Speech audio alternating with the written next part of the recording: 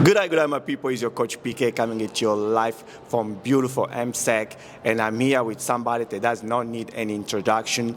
The man has refereed 945 NBL games, including finals and semifinals.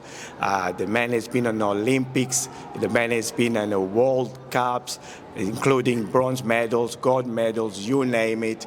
And is no other than the Wall of Fame, Bill Middlehall. Bill, thank you so much for being here. Okay, PK, good. I was really glad you're here. So now, Bill, how is retirement life going? It's interesting. It's I probably wasn't as prepared as probably I should have been, and so as a result, I'm sort of at some stages I'm floundering a little as to what I'm going to do. But I'm sure I'll get more accustomed to not working every day and sort of finding things to do. Perfect. Have you been on many holidays? No, we actually haven't been on holidays. I've still got some young kids they're finishing off high school, and so once all that settles down, we'll see what happens from there. Great. Bill, just going straight to the point here, how do you see the refereeing basketball in Australia and especially in Victoria? How do you see it going forward? Yeah, it's an interesting question because it's certainly different. It's very different from when I first sort of was officiating, and it's changed, and society has changed all of the requirements, I think, a lot of the times from refereeing. So now it's very much you have to be really accountable for everything that you do, and because of video. Every game, virtually, even kids' games are videoed, and so if you come back and you make mistakes and they are able to show that on video, it's pretty hard to justify, your existence. So, whereas very much back in our day, you could actually use a little bit of understanding, and so if it was a close out of bounds and one team were 20 points behind, you could easily give it to the team who were 20 behind and no one would complain. For example, now they'd show it in replay and from 4 or 5 different camera angles and say, how did you possibly get that wrong? So, I feel for referees now because the accountability is massive, and you have to be 100% correct. And it's not only in our sport, it's in all sports. I mean, it's exactly the same. So the elements of personality and being able to manage games, I think, has changed considerably. I thought that's a very good answer, Bill. Now, like we in our days, I'm pretty sure in your days, like you just said that in your days it was a little bit not as much scrutinizing, went on spotlight as much. In our days, what we are being trained is that you need to be consistent. Your calls have to be consistent. So if you call one thing on one hand, you call the same thing on the other hand. How do you manage consistency when you have what we call advantage-disadvantage situation? Like, how would you go and say, okay, this is a foul, but I won't let you go because they get advantage, and on the very same foul, you call the foul because there is no advantage. Would you justify it to a coach if he asks a question? Simply by what you've just said, advantage, disadvantage. I mean, and the better referees are the ones who can identify what's something that they can let go and justify it to a team or to their coach. And the other times are when you need to make the call. Now that, as I said from the beginning, I think that's changing a lot now. Where the personalities or the ability to allow things to play because you think that the players are capable of playing through it have changed considerably. And I mean, lots of times you have to take a gamble in terms of, okay, I'm going to let this play go, even though the player was possibly fouled. You let it go because you think they're going to gain an advantage by continuing on, and then it can come back to bite you if they don't make that.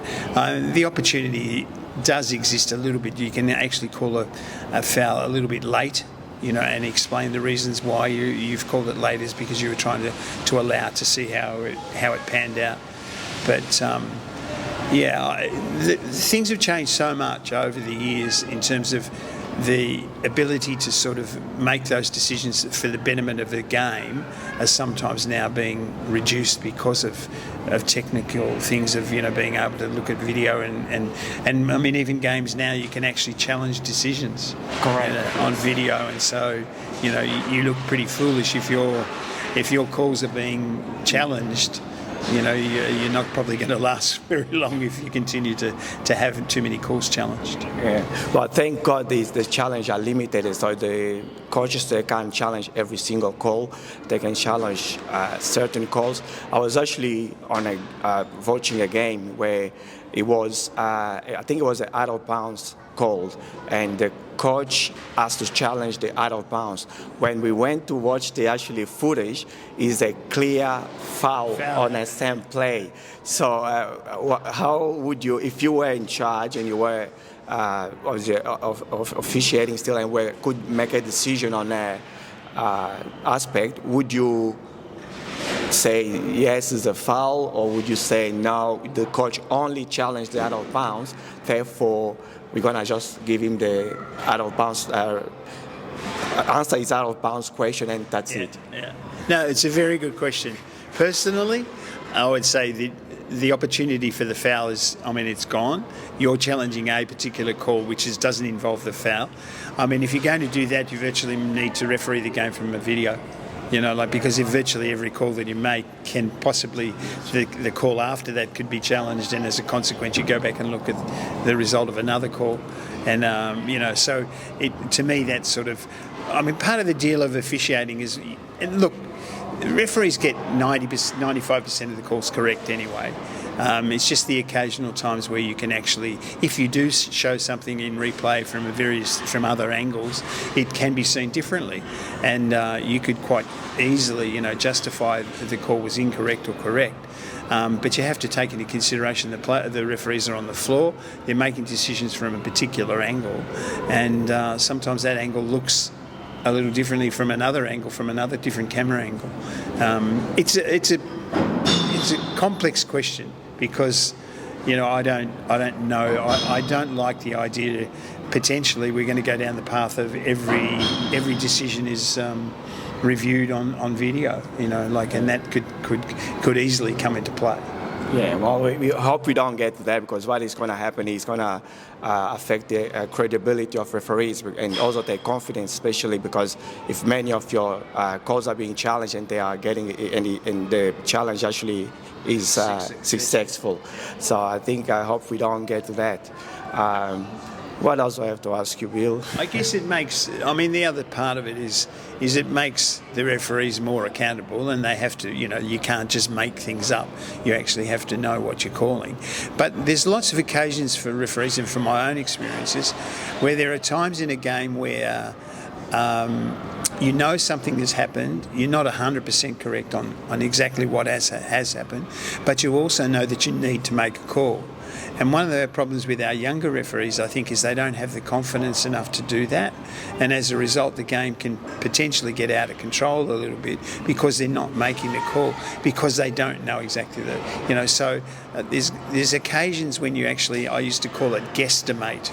So you actually, you take a little bit of guessing involved in it, but you also are estimating what sort of happened. And the majority of times, if you can be accurate with that, then you do well. And with technology and stuff, that's being taken away, so you can't. So the flow of the game can make a big difference, if everything's flowing along fine. And even, with young referees now, we say if the game's going well and the players aren't complaining and the coaches aren't complaining, don't interfere.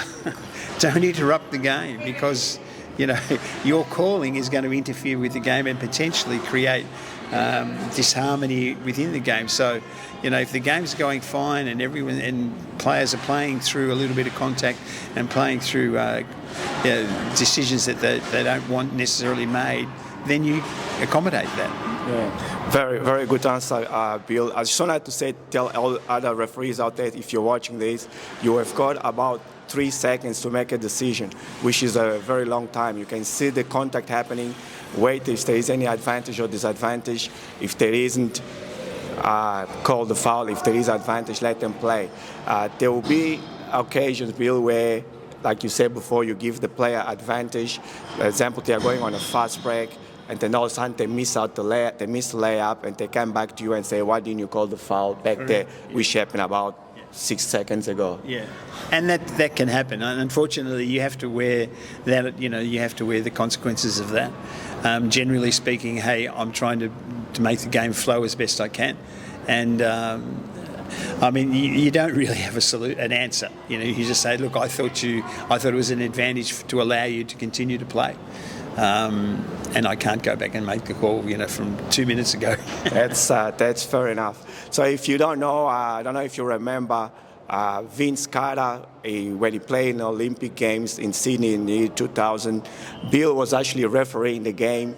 I think that game is remembered by the Vince Carter's dunk over a 7-footer Frenchman, Frederic Weiss, I think was his name.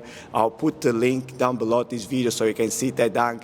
It's probably one of the best dunk that I have ever seen in my life, and Bill was privileged to be refereeing that game. How did you see that dunk? How did you see that play? Was it a foul? Oh, well, I think they call it the dunk of death. Is sort of is the heading that because also the player that he dunked on, as you said, was 7'2" or something. Right. He was about to go into the NBA, and then when after that happened, they actually didn't pick him up. No. So his sort of career was pretty much lost. I mean, it was a really interesting situation. There was a turnover, and I was the trial referee, and in the turnover, Vince Carter stole the ball. And then drove towards the basket, and